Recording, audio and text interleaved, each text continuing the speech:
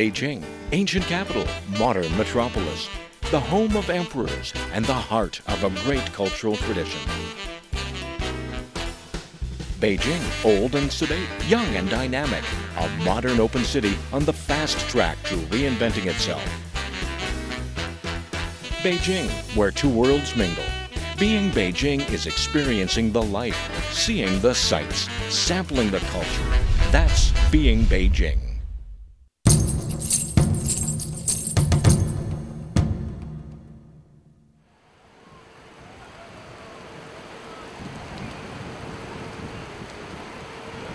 Beijing is a cultural haven that's fast becoming one of the top international cities to be in. Join me as we get in on the action and explore the new in this ancient city. Welcome to Travelogue. I'm Michelle Lean.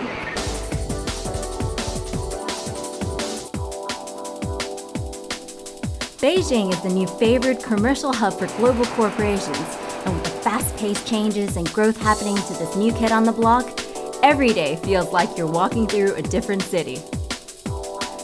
Life moves quickly around here, so I've strapped on my walking shoes ready to join the 9 million people who live here on a trek through this urban jungle. It can get pretty crowded, but hey, I'd like to think the more the merrier. In this giant melting pot of old and new, where else would I start but at a place that combines the concrete with the grains of creativity? You can't always have the weather you anticipate. But when people come to Beijing looking for historical and cultural experience, they're never disappointed. So what most people aren't aware of is the other side of this ancient city, the side that rivals even the most cosmopolitan playgrounds.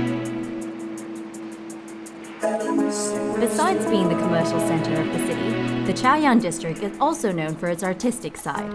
So we take a drive up north, and about 20 kilometers away from the corporate world, we arrive at a place that's more my speed, the 798 district, a once industrial area that is now home to artists.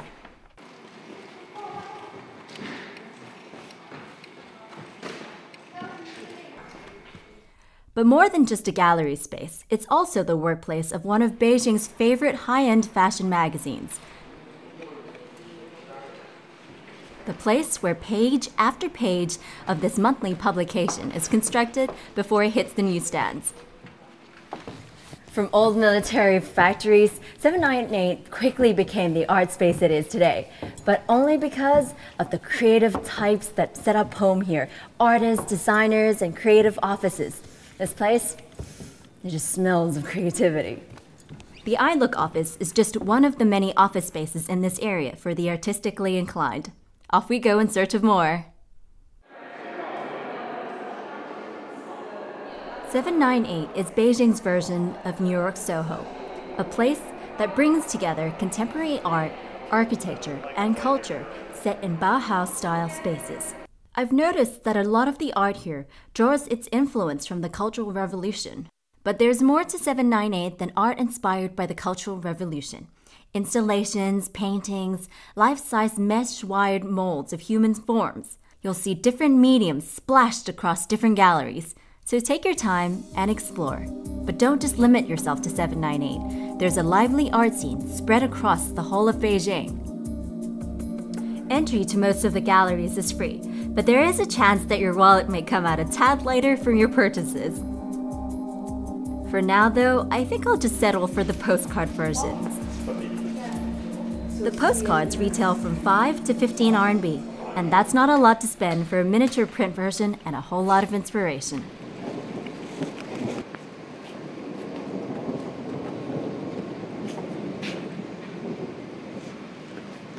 There's nothing like being outside on a rainy day. Wonder if he needs a little shade too. Well, I certainly do. Off to another gallery we go.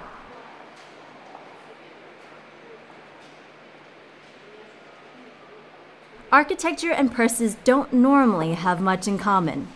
But when there are skyscraper-sized bags in sight, women will always flock to them.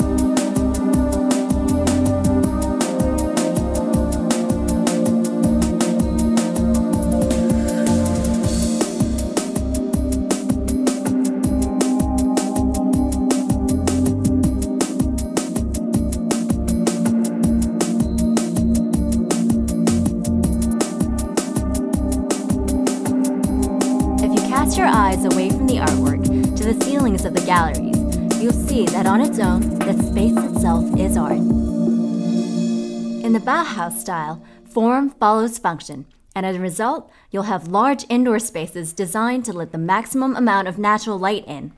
It's an ideal choice for an art space.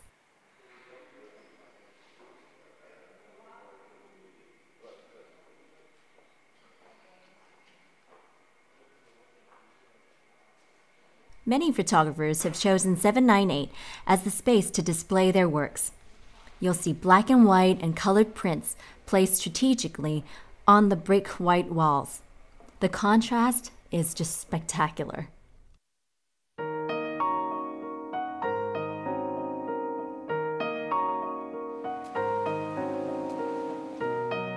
Internationally acclaimed photojournalist Marc Ribot even has a gallery here. Since 1957, the French photographer has spent many years documenting the life and changes in China and capturing some of the most important moments in Chinese history. If you want a glimpse of the history of the city, a walk through his gallery will give you an insight that rivals even most history books. I love his photos. A signed print can cost anywhere from 10 to 20,000 RMB, and I think it's worth every penny.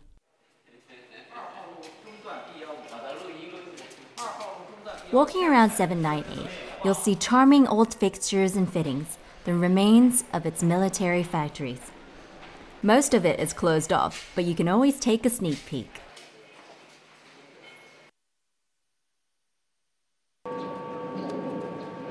You'll be spoilt for choice with the number of galleries you can visit, so if you're an art buff, I suggest you spend an entire day here, or 2 if you like.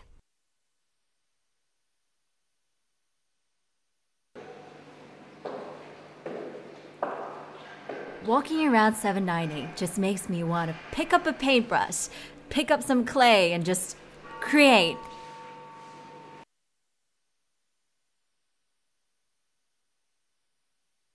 Right next to 798, you'll find the industrial park 751, that's now being used as an event space. With a backdrop of heavy machinery and steel, it's been the scene of some of the most highly publicized events in the city. To get to 798 or 751, take bus 915, 918, or 934 from Dongzhimen Station to Dashanzi, then head north to Jiaoshanqiao Lu, stopping at the second pedestrian overpass.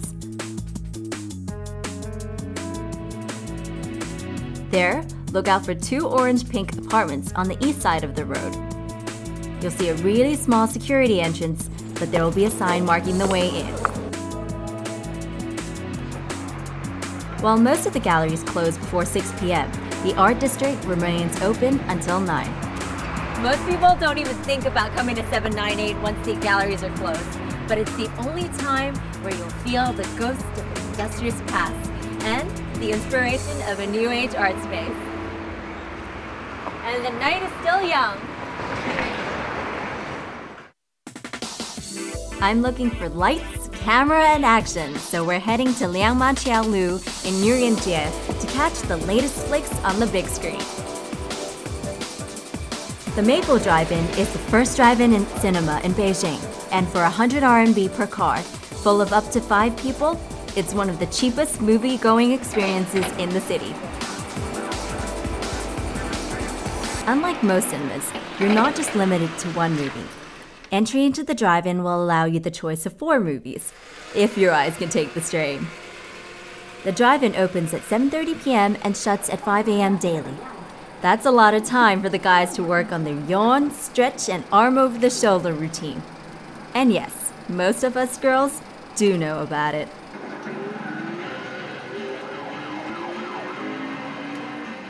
Most people in Beijing don't know about the Maple Drive-In cinema, but how about that?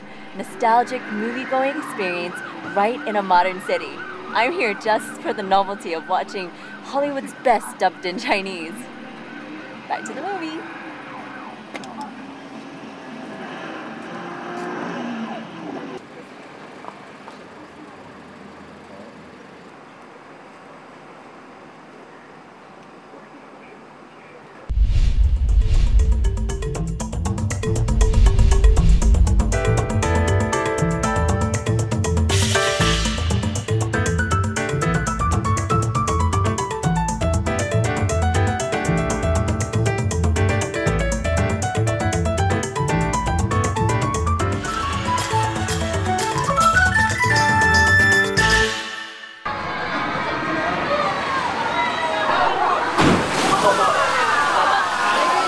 watched one too many movies last night, and now I'm going to need something strong, something fierce, something like this to wake me up.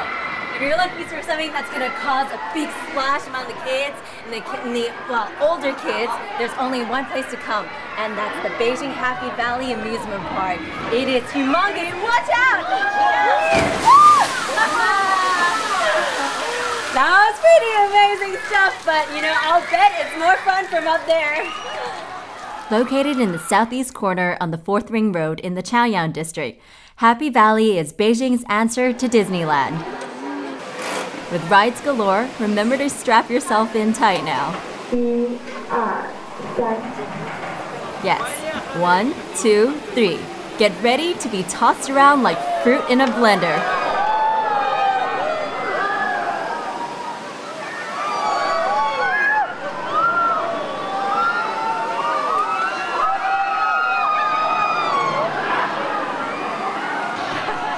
There's plenty of entertainment here, even if you're not up for the big scary rides.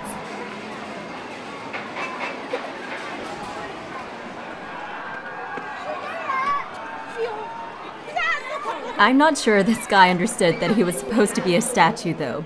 Oh well, at least he makes for a good photo. I can't think of a better way to test your endurance in holding your food down after lunch than being thrown up and down at varying speeds on a giant pole. If you prefer to go up slowly and drop quickly, possibly wetting your pants in the process, pick one side of the line. But if you prefer to get it over and done with quickly, there's always the other alternative. Get thrown in the air at maximum velocity and fall slowly. If you haven't already thrown up by then, I suggest you try both.